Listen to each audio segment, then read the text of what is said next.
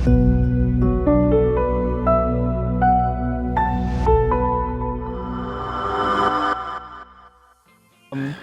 of the biggest reason or difference working here in Australia compared to Philippines is siguro yung tinatawag na work-life balance. Kasi nung nag-work pa ako sa Marriott before, nag-work ako for long hours, like minimum 12 to 14, 16 hours every day. So yung time talaga sa family, yun yung isa sa mga biggest difference talaga na compare ko nung nag-work ako sa Australia.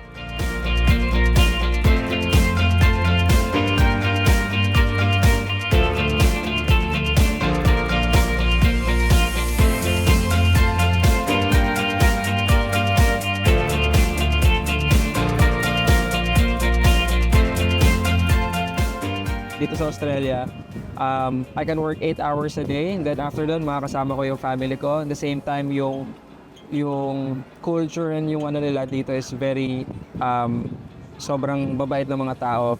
And yun nga, binavalue dito yung time talaga sa family. Yun yung one of the biggest difference ng work of sa Philippines and Australia. Second is yung, syempre, yung salary. Hindi naman ako alis ng Philippines kung hindi rin dahil sa salary. Sobrang laki ng difference compared sa Philippines. And number 3 is yung future ng anak ko. Syempre, as a father, syempre kailangan mong isipin yung future ng family mo. So, isa yun sa mga nag-push sa akin kung ba't ko pinili ang Australia.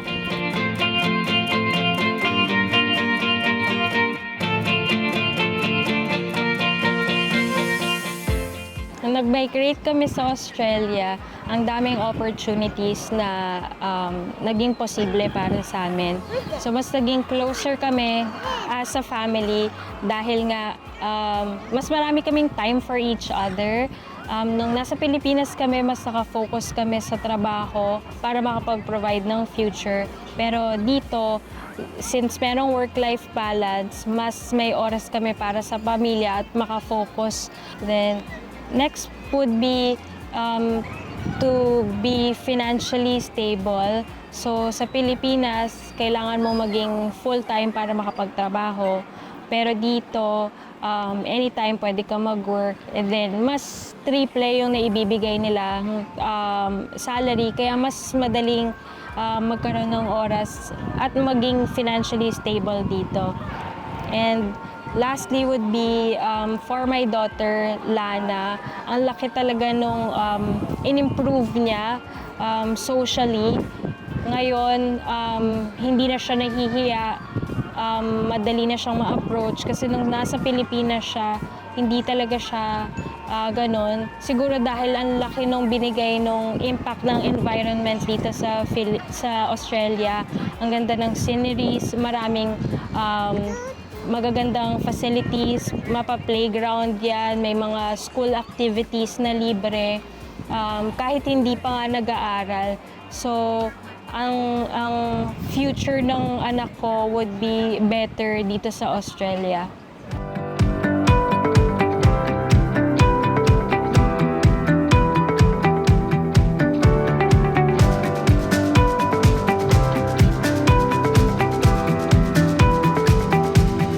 Share ko lang yung naging experience ko sa Peloton Work Ready, kung paano ko talaga siya na-discover. So, nag-start talaga yon sa isang friend na chef din, a friend of mine, nirefer niya ako sa Peloton. And then at that time, hindi ko pa kilalang Peloton Work Ready talaga noon. Actually, meron pa mga ibang akong narinig ng mga ibang agency noon. But ang nagpagulat talaga sa akin dito is yung wala silang placement fee na hinihingi. Ultimo yung sa medical, hindi ka rin magbabayad. So, sa una, too good to be true siya. Pero nung na-experience ko na, totoo pala talaga ang Peloton. Doon sobrang nag-iba na yung pananaw ko na parang, totoo pala talaga yung Peloton. Tapos, the same time, marami pa ako ibang mga kilalang mga chef din na kinuha din ng Peloton para papunta dito sa Australia. Same, without paying any placement fee. At yun nga, halos same yung process namin. Kaya mas naengganyo ako na mag-invite pa ng mga ibang mga kapwa ko chefs from the Philippines na mag-apply sa Peloton. Kasi talagang tutulungan kanila makapunta din sa Australia na wala kang babayaran. So, yun nga, during the process time, sobrang smooth kasi from the interview hanggang sa pag-submit mo ng mga documents is talagang i-guide ka nila all throughout. Tapos sobrang babait pa ng mga staff kasi lahat ng mga kailangan mo is talagang i-guide ka nila, i-explain nila sa'yo kung ano yung mga kailangan mo. So, yun yung nagustuhan ko talaga sa Peloton kasi kumbaga hindi ka nila pababayaan talaga from day one hanggang makarating ka sa Australia. At the same time, yun nga, parang hanggang ngayon, nakakamusta ko pa rin yung mga staff ng Peloton. So, sobrang ako na grateful and thankful talaga sa Peloton. Kaya, again, sa mga kapwa ko chef dyan sa Philippines, kapag ka merong opportunity ang Peloton na mag-hire papunta sa Australia is i-grab nyo na dahil yun nga, wala kang babayaran na any placement fee. So, sobrang okay siya. At first, nung pinaalam sa akin ng husband ko yung pag-a-apply niya sa Peloton, marami kaming na-discuss and isa doon is na-mention niya na walang babayaran na kahit ano, kahit placement fee or ni piso wala kang ilalabas. So at first, nagtaka ko, ano kaya yon? Hindi kaya yon scam? Pero ayun, nasubukan naman namin and talagang masasabi kong wala siyang ginastos ni piso sa lahat ng naging process niya, from medical, from the ticket, from processing fees, wala talaga. And I highly recommend Peloton Work Ready for yung mga skilled workers to try and apply to their company.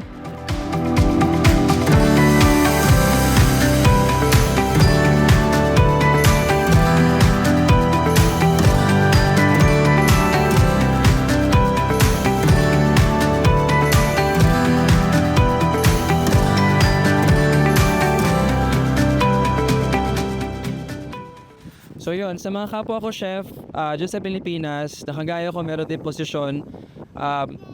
Kapag may opportunity na dumating sa inyo dito sa Australia, especially dito sa Australia, is i-grab nyo. Kasi kagaya ko na, kagaya nyo rin na nandyan sa Pilipinas, noon, nag-doubt din ako kasi hindi ko alam kung anong magiging future ko dito sa Australia. Pero yun nga, kung hindi ko susubukan, hindi ko rin malalaman yung magiging result. So, I highly suggest and advise sa mga kapwa ko chef is pag may opportunity dumating, just grab it. Kasi alam mo yun, hindi naman madali kasi gaya naman sa Pilipinas nagsimula rin tayo sa baba. Dito sa Australia, magsisimula ka rin sa baba. Pero as you go up, mararamdaman mo talaga yung comfortability ng buhay, especially yung financial reward na sinasabi nila. Ako personally, sobrang naramdaman ko talaga yung difference kasi maganda yung salary ko sa Pilipinas pero para sabihin ko na doble pa dito, 'di ba? So, yun talaga yung isa sa mga nagpabago sa akin ng perspective. Pero kumbaga pagdating sa family, isa rin yun sa mga kinonsider ko kasi I'm sure sa mga nanonood na mga kapwa ko chef na may mga family especially, isa yan sa mga priority natin. Kaya isa rin yun sa nag-push sa akin kung bakit ko pinili pumunta rin sa Australia is para sa future ng anak ko and ng wife ko. Mabigyan sila ng better life. And yun nga, in the future, syempre, pag maging citizen kami dito or permanent resident, ma-experience din namin yung mga benefits na mga na-experience din ng mga locals or Australians dito. So yun ang isa sa mga nagpa-push sa akin talaga. And yung education ng anak ko, makikita kong mas better dito sa Australia. Makikita mo yung facilities, mas okay. Marami din silang pinoprovide na time, like school holidays, meron sila na wala ka rin babayaran actually. So, sobrang ganda nun na ma-experience ng anak ko dito sa Australia. And for the wives na nag-hesitate, again, take the leap of faith, take the risk, and try to take the opportunity na ma-experience ito ng buong family niyo.